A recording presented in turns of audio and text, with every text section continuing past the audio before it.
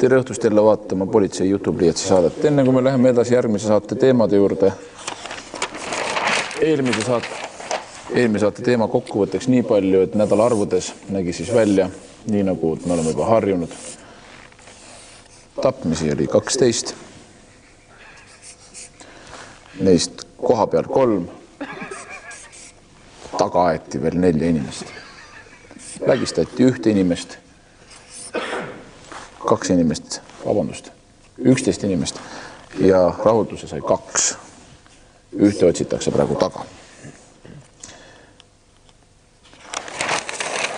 2 vägistamist.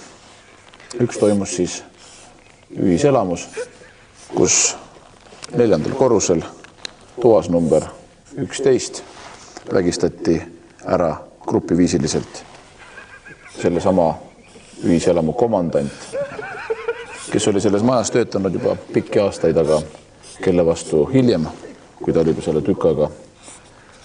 Lugu iseenesest hargnes siis nõndamoodi, et komandandi ukse taha läks 1 noorhärra, küsis, et kas te puhtaid käterätikuid ei laenutagi või.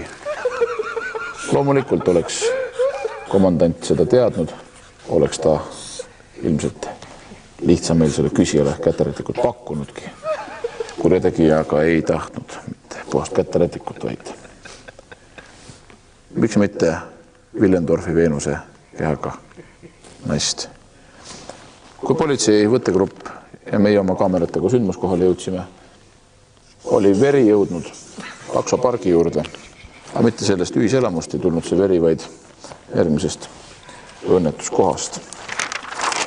Ja päris saate lõpetuseks on meil siin stuudios 2 meest, kes suvest saadik ei ole koju läinud.